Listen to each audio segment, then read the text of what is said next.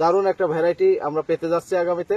অবশ্যই আপনারা এটা দেখে রাখেন এবং আগামীতে এখান থেকে আপনার চারা বীজ যেভাবে কালেকশন করতে চান কালেকশন করতে পারবেন।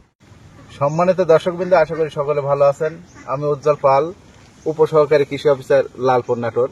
চলে আসলাম কৃষকের মাঠে, কৃষি কথা 24-এ। দেখুন দর্শকবৃন্দ, যে আপনারা অনেকে তাল বেগুনের সাথে অনেকেই পরিচিত আছেন। তাল বেগুন কিন্তু আপনার এই বর্ষার সময় খুব একটা ভালো হয় না। হ্যাঁ, এটা শীতের সময় যায় কিছু হয়।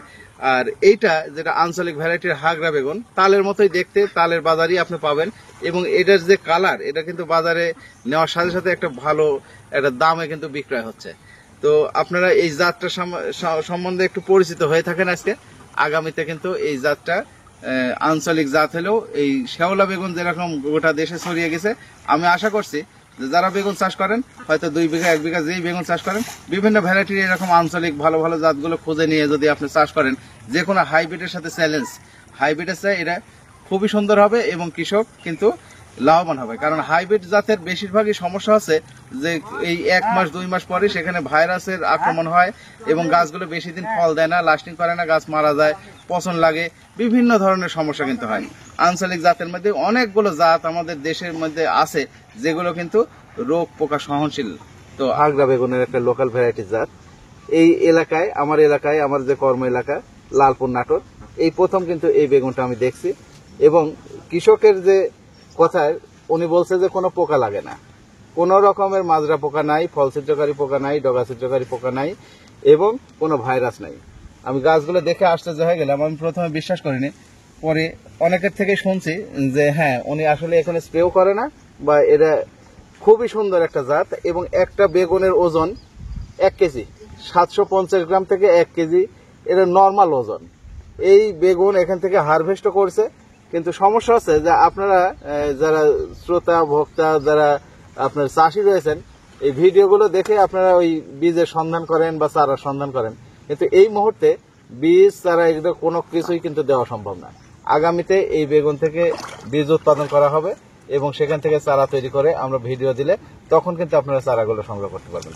আপাতত শুধু দেখে রাখেন। দেখেন আমি 2টা সংগ্রহ করছি, এই 2টা কিন্তু এখনো ম্যাচিউরড হয়নি। আরে কালার, যে সুন্দর কালার আর সাইজ, এবং খেতেও নাকি খুবই সুস্বাদু। চামড়া মোটা, হালকা মোটা কিন্তু সফট আছে। এই কারণে এই চামড়া মোটার কারণে এখানে ফল ছিদ্রকারী পোকা যেটা, সেটা সহজে অ্যাটাক করতে পারে না। স্বভাবতই যেখানে আপনার নরম সফট, সেইগুলোতে যেরকম আক্রমণ করবে, এটাতে কিন্তু ওর খেতেও ভালো লাগবে না বা ওই আঘাত করতে পারবে না, জন্য এই পোকামাকড়ের আক্রমণটা কম। এবং সাদামাছি কিন্তু দেখেন একটা গাছে কোন রকমের সাদামাছি, অন্যান্য বেগুনের জমিতে যায় পাতা এরকম করলে কিন্তু প্রচুর সাদামাছি দেখা যাচ্ছে যে উড়ে বেড়ায়, এখানে কোনো সাদামাছি নাই। মালচিং পেপারে বেগুন চাষ করা হয়েছে। মালচিং পেপারের যারা ব্যবহার করছেন তারা কিন্তু বিষয়গুলো জানেন যে মালচিং পেপারের সুবিধাটা কি।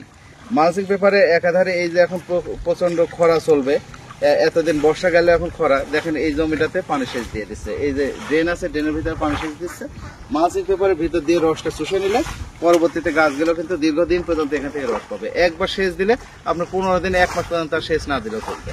এই জন্য মালচিং পেপারে আর একটা ঘাস কম হয় এবং অল্প জায়গাতে ফাঁকা থাকে, গাছটা স্বাদ গ্রহণ করতে পারে, খুবই ভালো। তো আপনার মালচিং পেপারে যদি চাষ করতে পারেন তাহলে কিন্তু অন্যান্য পরিচর্যার খরচ কিন্তু আপনার কমে যাবে। প্রথমে মালচিং এর খরচটা একটু বেড়ে গেলেও পরবর্তীতে কিন্তু আপনার পরিচর্যার খরচ, আপনার সার বিষও কম লাগবে, এখানে রোগ পোকার আক্রমণ কম হবে, আর হচ্ছে আপনার লাভবান হবেন কিন্তু কৃষিতে। তো আপনারা মালচিং পেপার ব্যবহার ইতিমধ্যে কৃষক এটা জনপ্রিয়তাও পেয়ে গেছে, কৃষক এখন স্বেচ্ছায় এগুলো ব্যবহারও করছে।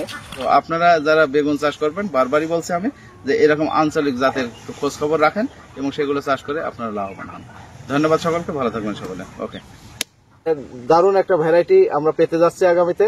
অবশ্যই আপনারা এটা দেখে রাখেন এবং আগামীতে এখান থেকে আপনার চারা বীজ যেভাবে কালেকশন করতে চান কালেকশন করতে পারবেন এবং এই বেগুনের চাষ করে আপনারা লাভবান হবেন, আপনার স্বাবলম্বী হবেন। এই শুভকামনায় শেষ করছি। ধন্যবাদ সকলকে, ভালো থাকবেন সকলে, আর নজর রাখবেন কৃষকের মাঠে, কৃষি কথা 24-এ। ওকে।